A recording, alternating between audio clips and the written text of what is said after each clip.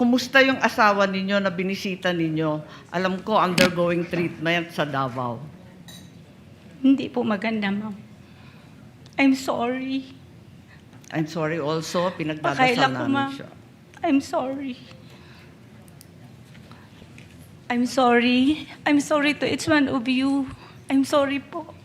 It's okay, ma'am. Are you okay, ma'am? Can you continue? Okay po. Okay po. Magandang hapon po. Maraming salamat, Presiding Judge. At maikli lang yung mga tanong ko. Huwag kayong mag-alala. So, mula nung kinuha ninyo yung pera sa bangko at tinurn over kay Colonel La Chica, may pagkakataon ba na hinawakan yung pera ni VP Sara? Wala, ma'am.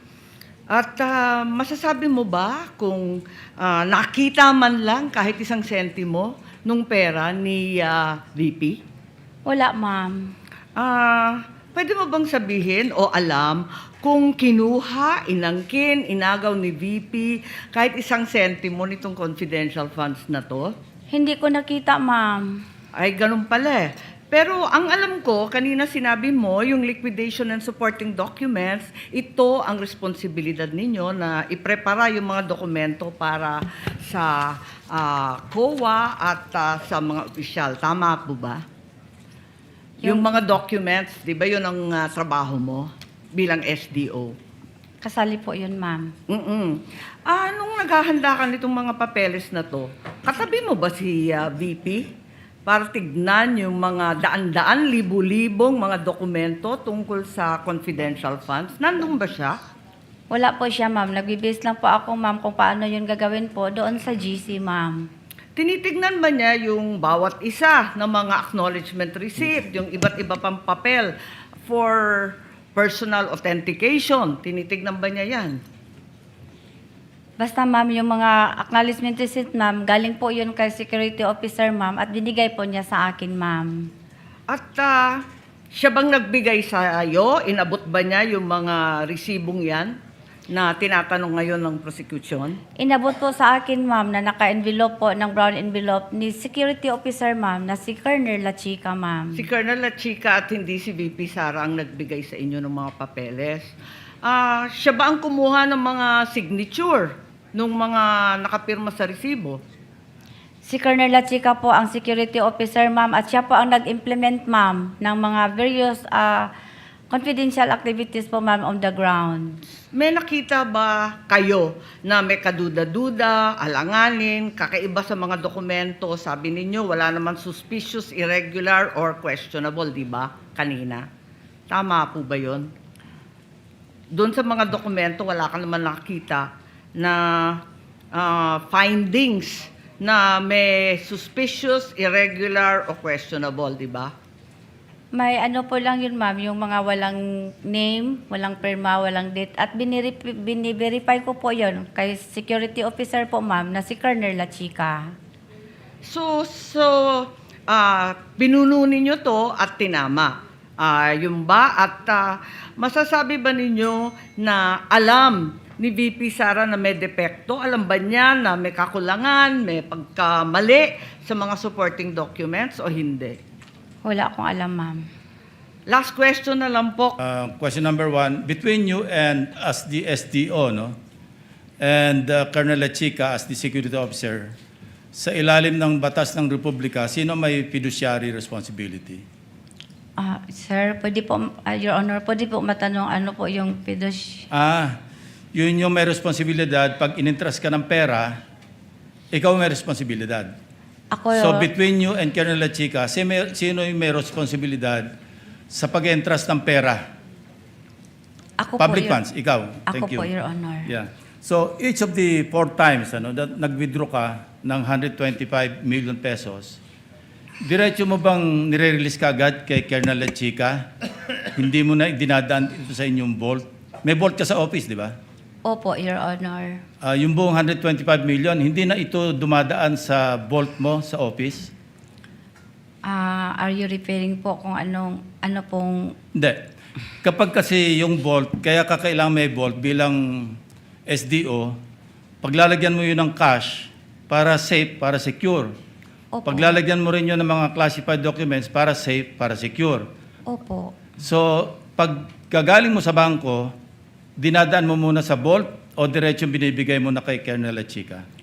Pag na-encash na po ang cheque, Your Honor, habang papauwi po ako, tinawagan ko po si Colonel Lachica na... Hindi, pakisagot lang, na-encash na po. dumadaan ba sa vault ng office mo o diretso kay Colonel? Yung first po na withdrawal, Your Honor, for 2022 po, hindi na po naipasok sa vault, Your Honor. Yung pangalawa, pangatlo, pang-apat? Half-half po, Your Honor. Paano yung half-half? Yung 2023... Kalahati ng 125 kay Colonel, kalahati. Hindi po, Your Sa vault. Honor. Ganito po, Your Honor. Sige.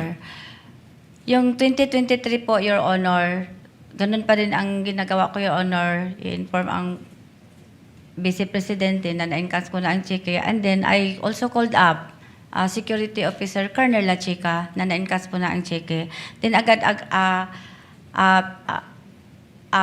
po, magpunta po, magsagot po sa akin si Colonel Lachica na, yes, Ma'am Gina, pupunta ako. Pero beforehand pa po, Your Honor, nagbigay po ng advance ng copy si Colonel Lachica sa mga expenses na to be incurred. Na ang Hindi, ang ginatanong tanong ko, ko- Your Honor, yung object of expenditures, Wag mo na Your haluan Honor. ng iba, Miss Gina. No? Ang tanong ko lang, yung mismong cash, each of the 4 times na nag-withdraw ka, diretso yung 125 million kay Colonel Lachica o meron ka pinasok sa vault? Yung, Lahat? yung, Each of the 4 times? hindi, lahat, yung yung last quarter po of 2022, Your Honor, lahat po ng 125 million, nirelease ko po kay Colonel Lachica.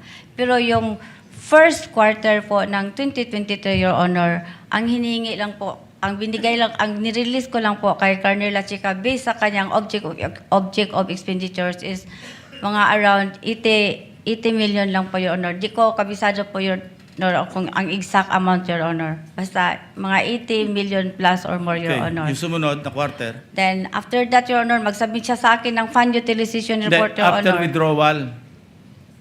After withdrawal, Yeah. yung second quarter, Your Honor, ng 2023, 3 times ko na po na-release kay Colonel Lachica.